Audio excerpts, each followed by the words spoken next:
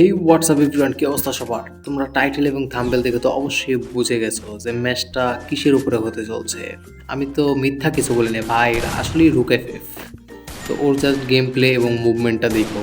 তো মুভমেন্টটা একটু প্রথমে একটু মুভমেন্টটা কম ছিল, তো তারপর তোমরা একটু মুভমেন্টটা দেখো জাস্ট ওর। এই যে দেখো, এই যে একটা মানে কি একটা মারাত্মক শট দিছে ভাই এইখানে। মানে আমি এইমও করতে পারিনি, ওর দিকে মারাত্মক শট দিয়ে লাগছে। তো ফার্স্ট রাউন্ড ও নিয়ে গেছে, তো সেকেন্ড রাউন্ডের বেলা তো দেখা যাক সেকেন্ড রাউন্ড আমি নিতে পারি নাকি আবার ওই নিয়ে যায়। তো দেখতে দেখতে এখানে আমাদের সেকেন্ড রাউন্ড এসে পড়লো। তো সেকেন্ড রাউন্ডে আমি এইম করতেছিলাম, তো এইম লাগতেছিল না, তো ও আমার মানে 2-3টা ড্যামেজ দিয়ে দেয়, আর এখানে আমি মারাত্মক একটা হেডশটের সাথে এই রাউন্ডটা আমি নিয়ে যাই। তো আমার মুভমেন্ট দেখছো, তোমাদের ভাই তো প্রিরো প্লেয়ার, এ তো তোমরাও জানোই সবাই। তো আমাদের এখানে 3 নাম্বার রাউন্ড শুরু হয়ে গেল এবং ও M10 নিছে। তো M10-এর আমি প্রথম ঢুইকা ওরে একটা শট দিই।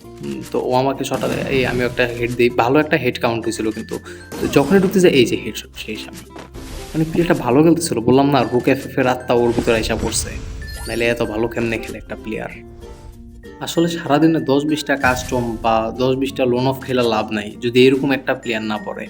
তো এরকম একটা প্লেয়ার পড়লেই কিন্তু পুরো মনটা শান্তি হয়ে যায়। তো এখানে আমাদের 4 নাম্বার রাউন্ড শুরু হয়ে গেছে। 4 নাম্বার রাউন্ডে আমি প্রথম মানে রাশ দিয়েছিলাম, তো আবার ঘুরে গেলাম, ঘুরে একটা ড্যামেজ দিয়ে দিলাম ওরে। তো এখান থেকে ও যখন উইসেট দিয়ে আসতেছিল আমি মাইরি গ্লোয়াল। এখানে মুভমেন্টটা দেখবো আমার জাস্ট ওয়াও! কি বলবো, নিজের গেম প্লে নিজেই তারিফ করি, কারণ আমার গেম প্লের কেউ তারিফ করে না। তো এইখানে 5 নাম্বার রাউন্ড শুরু হয়ে যায়। আমি একটু পাগলা মুভমেন্ট দেখাইতেছিলাম। পাগলা মুভমেন্ট দেখাইতে দেখাইতে সুন্দর একটা ওয়ান ট্যাপ খায়া যায়। দেখ ব্যাপার না, মাঝে মাঝে এগুলো খাওয়া লাগে, প্রো প্লেয়ারের লক্ষণ এগুলা, যে ওয়ান ট্যাপ খাওয়া লাগে। তো এইখানে তোমার ভাই চাইতা জায়গা যে ওই আমার একটা ওয়ান ট্যাপ দিচ্ছে, আমারও একটা ওয়ান ট্যাপ দেওয়া লাগবো। তো আমিও ওর দিকে দূরে যেতেছিলাম। তো ওরে আমি একটু এইমই খুঁজতেছিলাম, এইম পাইতেছিলাম না, তো এইম খুঁজতেছিলাম।